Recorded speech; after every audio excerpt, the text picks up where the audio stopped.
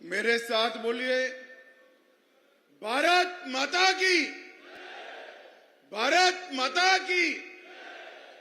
ये पुलिस के मित्र बीच के कॉरिडोर में पब्लिक को आ जाने दो भाई, जरा साइड में हट जाओ, आगे तक कैमरा तक पब्लिक आ जाने दो, आगे आ जाओ सारे लोग। आज ये चुनावी सभा में मेरे साथ मंच पर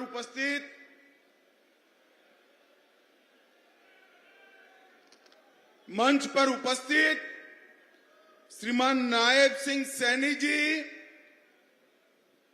जो हरियाणा में पिछड़े, दलित, दबे कुचले गरीबों की आवाज बने हैं और हरियाणा को नई ऊर्जा भर रहे हैं। नायब सिंह जी के साथ लिए जोर से ताली बजाइए एक बार। हमारे जिला अध्यक्ष राजेश सापरा जी, बहन बंटो कटारिया जी, ईश्वर पालका जी, रमेश चंद ठस्का जी, मदन चौहान जी, रोजी मलिक जी, रामनिवास गर्ग जी, हमारे यूपी के वरिष्ठ नेता श्रीमान सुरेश राणा जी। सुरेश खड़े हो जाओ भाई, सुरेश जी के लिए ताली बजाओ जोर से। और आज 4 प्रत्याशियों को जिताने की मैं अपील करने आया हूं। चौधरी कंवरपाल गुर्जर जी जगाधारी से। अरे चौधरी साहब आगे आओ, जरा वोट लेना है भाई। जोर से ताली बजाओ चौधरी साहब के लिए। घनश्याम दास जी अरोड़ा आगे आइए। श्री श्याम सिंह राणा रादौर से। ये श्याम सिंह जी ने मेरी बहुत सभाएं देश भर में कराई है भाई, श्याम सिंह जी को जरूर जिताना। श्री बलवंत सिंह साडोरा। और आज यमुनानगर की इस धरती पर मेरे सामने इतनी बड़ी संख्या में अभी भी लोग आ रहे हैं। यमुनानगर वालों ने पंडाल जरा छोटा बना दिया है। इतनी बड़ी संख्या में आए हुए प्यारे भाइयों, बहनों, माताओं और मेरे जिगर के टुकड़े जैसे युवा मित्रों, आप सभी को नमस्कार। सबसे पहले गुरु नानक देव जी महाराज और 10म गुरु, जिनकी प्रेरणा से बाबा ने, बंदा सिंह जी ने मुगलों के तख्त को, गरूर को चूर चूर किया था, वो दोनों गुरुओं के चरणों में प्रणाम करता हूं। भाइयों बहनों, आज मैं आया हूं तब राव तुलाराम जी की आज पुण्यतिथि है। महान स्वतंत्रता सेनानी राम तुलाराव जी को भी प्रणाम कर मेरे बात की शुरुआत करता हूं। ये यमुनानगर की धरती है जहां महर्षि वेद व्यास का आश्रम था, जहां वेदों का पुनरोद्धार हुआ और यहां पर कपाल मोचन का मेला आज भी हमें धर्म की राह दिखाता है। वो भूमि को मैं बार बार प्रणाम करता हूं। भाइयों बहनों, ये हरियाणा है, ये वीर भूमि है।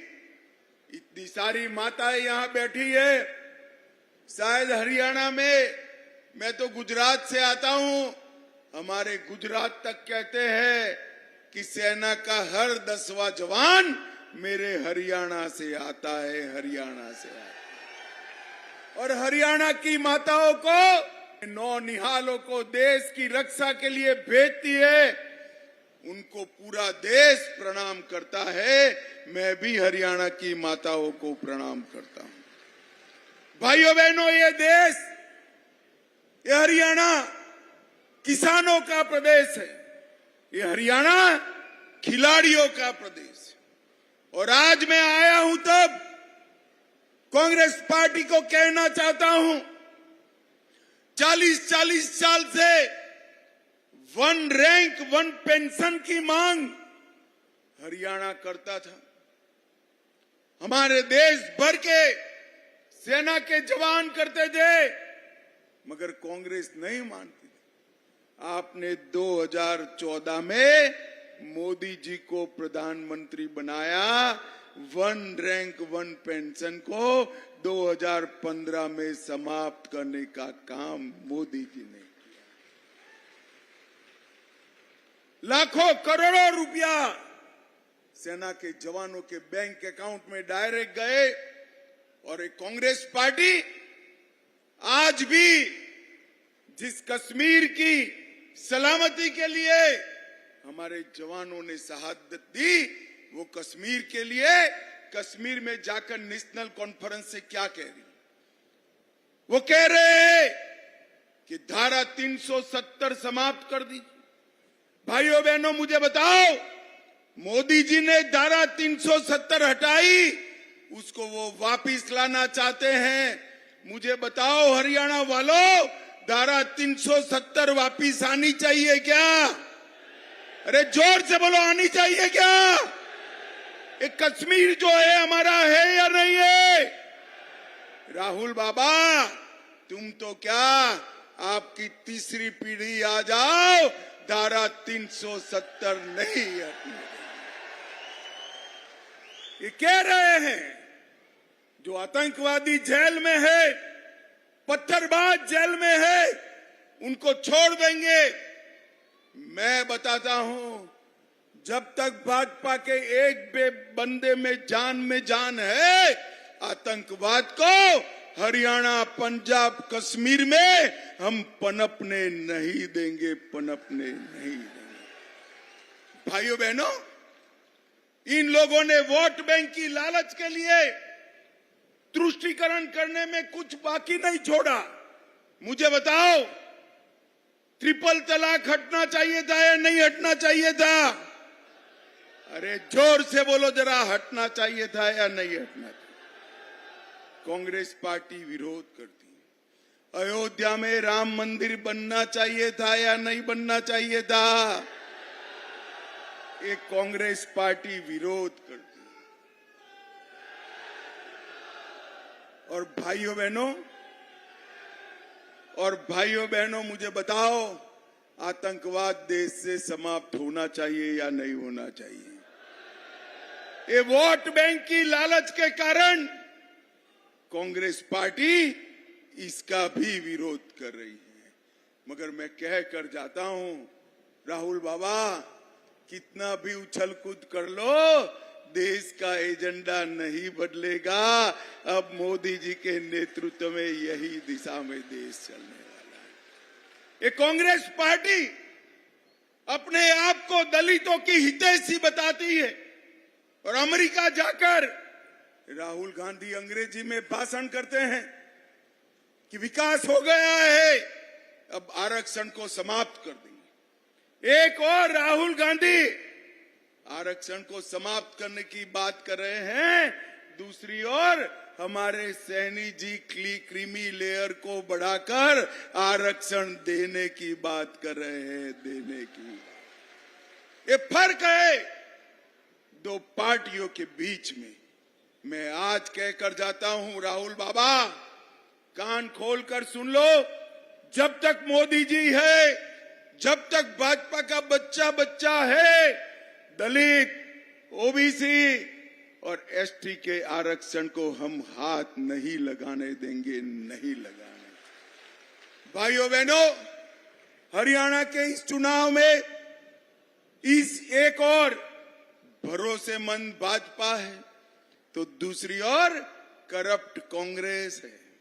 ये दोनों के बीच में तय करना है। एक जमाना था, हरियाणा में एक सरकार आती थी तो भ्रष्टाचार बढ़ जाता था, और दूसरी सरकार आती थी तो गुंडागर्दी बढ़ जाती थी। हमने भ्रष्टाचार भी समाप्त किया और गुंडागर्दी को भी समाप्त करने का काम भाजपा। मुझे बताओ भाई, हमारी सरकार ने 10 साल इतनी नौकरियां दी कहीं खर्ची या पर्ची देना पड़ा है क्या?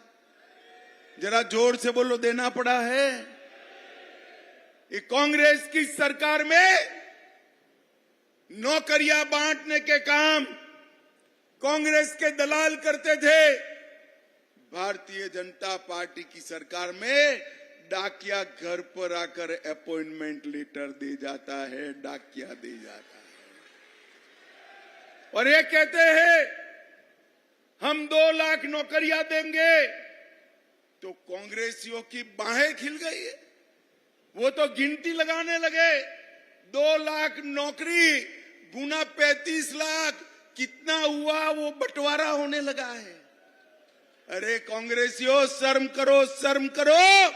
एक गरीब युवाओं से नौकरियों के लिए पैसा मांगने का उत्साह आया है। कूद लो जितना कूदना है। 8 तारीख को कमल फूल की सरकार बनने वाली है। भाइयों बहनों, एक किसान की बात करते हैं। मैं आज कांग्रेस पार्टी को इस मंच से कुछ पूछना चाहता हूं। 13-14 में, मेरी बात ध्यान से सुनना भाई, 13-14 में कांग्रेस का शासन था, सोनिया जी का शासन था। बजट कितना था किसानों के लिए? 22,000 करोड़। कितना था? जोर से बोलो, कितना? नरेंद्र मोदी जी ने 24-25 में 1,52,000 करोड़ का बजट किसानों के लिए। कांग्रेस पार्टी ने 70 साल में 7 लाख करोड़ का लोन दिया था। मोदी जी ने 10 साल में 20 लाख करोड़ का लोन देने का काम नरेंद्र मोदी जी ने किया। और एमएसपी धान की खरीदी आप 76 लाख किसानों से करते थे, हम 1,22,00,000 किसानों से करते हैं। आप 4 लाख मैट्रिक टन करते थे, हम 830 लाख मैट्रिक टन करते हैं। और गेहूं की खरीदी 251 लाख मैट्रिक टन करते थे, हम 433 लाख मैट्रिक टन करते हैं।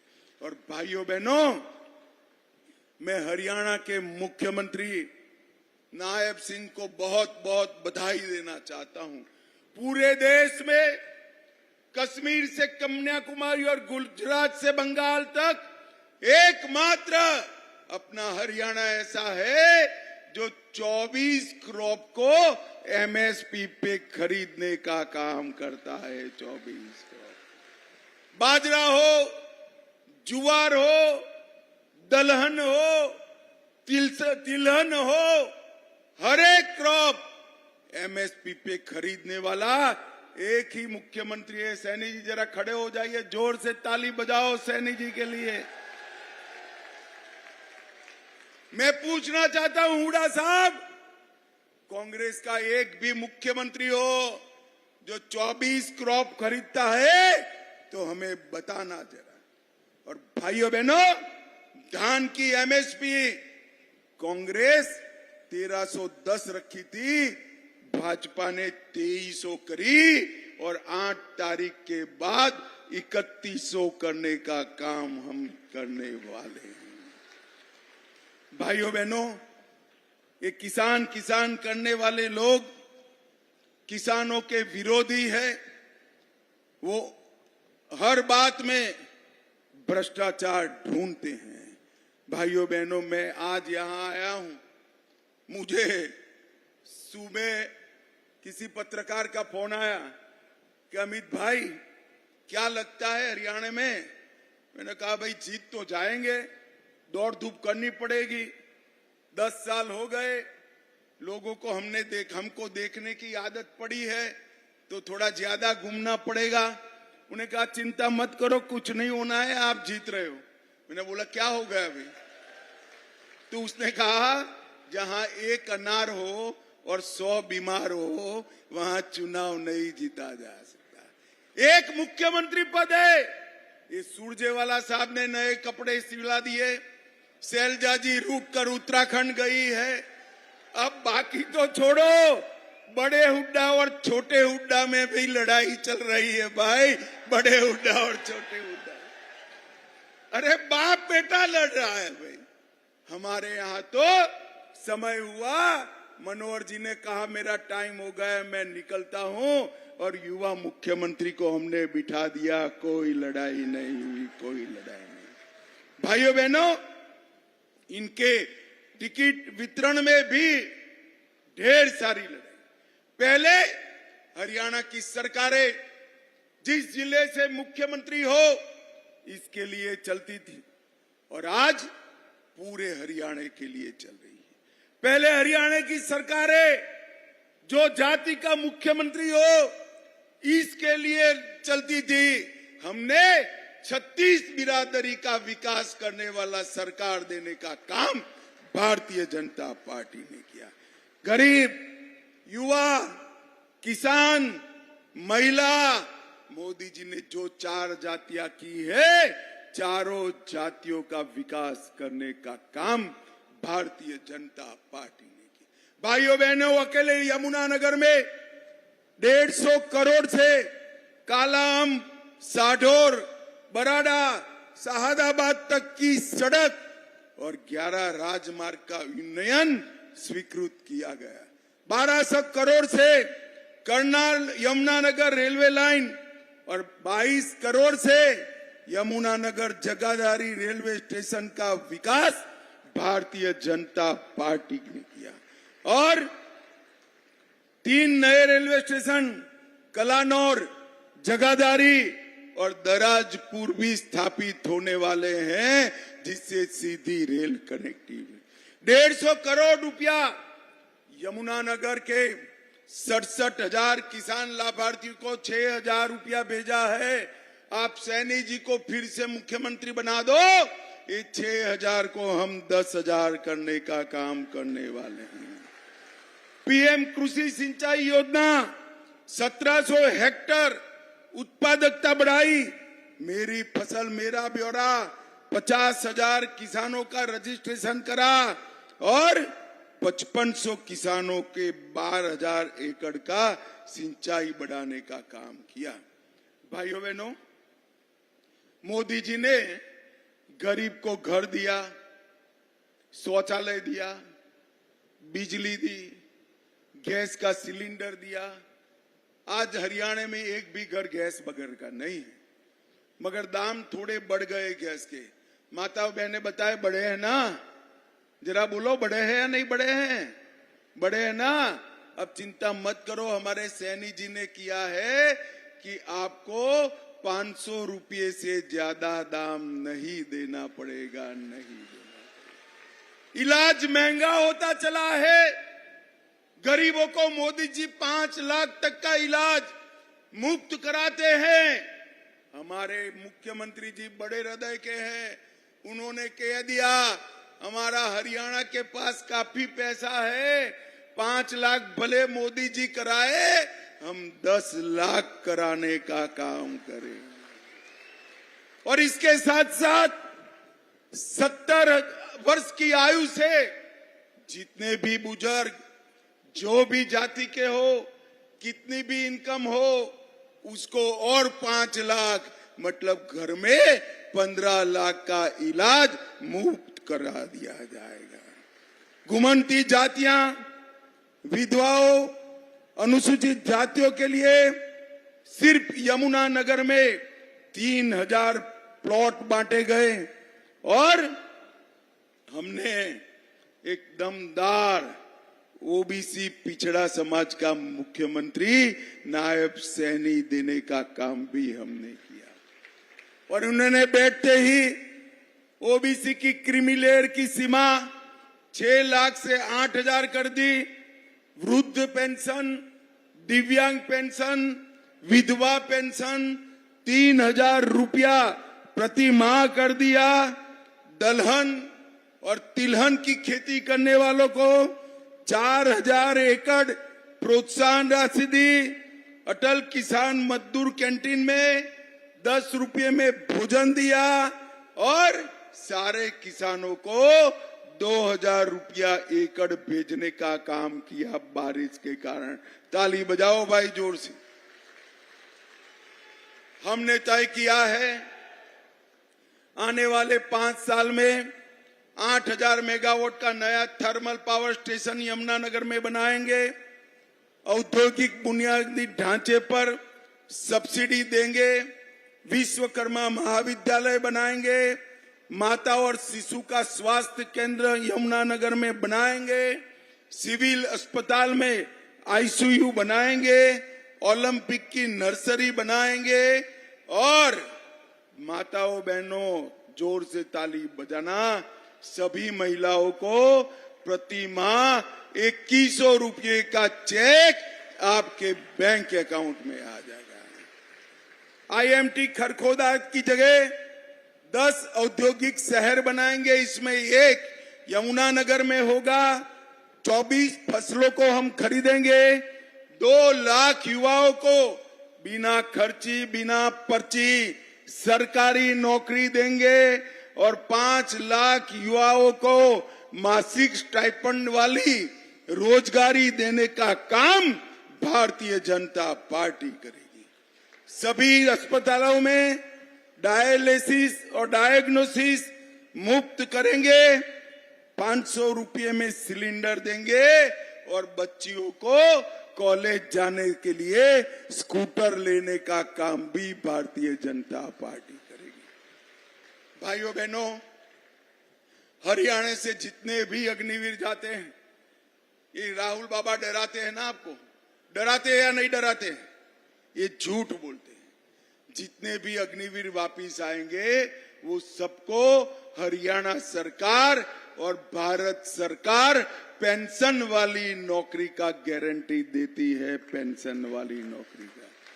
नई वंदे भारत ट्रेन भी चालू करेंगे और अरावली जंगल सफारी पार्क बनाने का काम भी भारतीय जनता पार्टी करेगी। भाइयों बहनों, ये कांग्रेस पार्टी भ्रष्टाचार के अलावे, जातिवाद के अलावे, परिवारवाद के अलावे कुछ नहीं कर सकते। ये ना कश्मीर की सुरक्षा कर सकते हैं, ना पंजाब की कर सकते हैं, ना देश की कर सकते हैं।